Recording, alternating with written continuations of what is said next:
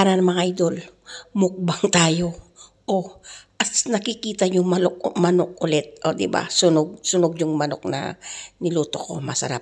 Talagang sinadya kong crispy para naman maiba ang lasa, charata.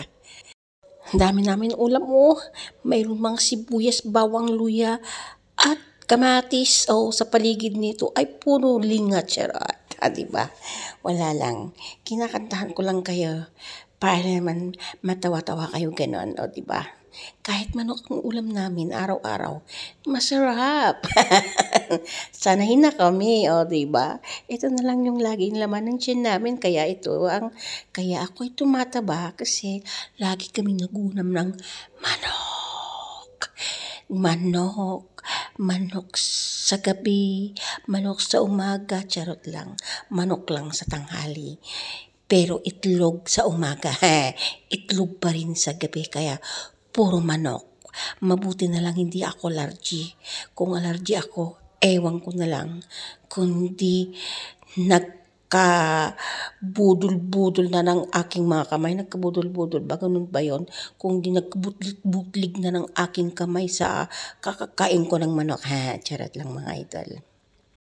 Nagutom ako kasi napagod ako. Medyo ang dami kong linuto. Silang lahat, sabay silang nagising. Ay, hindi pala sila sabay nagising. Isa-isa ang gumising. Pagkatapos kong gumawa ng almusal nung isa, magising na naman yung isa. Pagkatapos kong magising yung isa na naman, magising na naman yung isa. Hanggang nagising silang lahat. Tapos tanghali na, hindi pa ako nakaluto. Nagmamadali pa ako. Tambak na yung hugasan ko doon sa lababo. Yung pinagkainan nila ng almusal, hindi ko na naugasan kasi nagluto pa ako, naghiwa pa ako ng manok, nagtagtag pa ako ng mga sibuyas, bawang at luya, kamatis. Ay nako, ang dami kung alam nyo lang kung hirap ng tagaluto, lalo na kung sabay-sabay silang magising. Ay nako, yung utak ko, mai-stress ako. Nai-stress talaga ako kung sabay-sabay silang magising. Hindi tuloy ako makupo, hindi tuloy ako makagawa ng content ko. Ganun.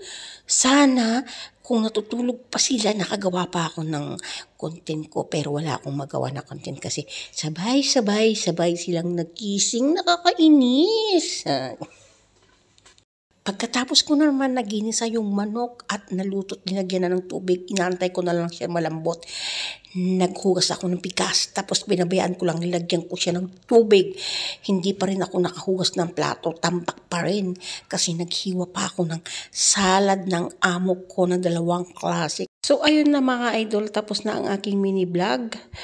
At lagi kong sinasabi sa inyo, mag-ingat kayo palagi. At maraming salamat sa inyong pagko-comment, pagla-like, pag-heart. Thank you. Kape tayo. Hindi pala kape ito. Tubig.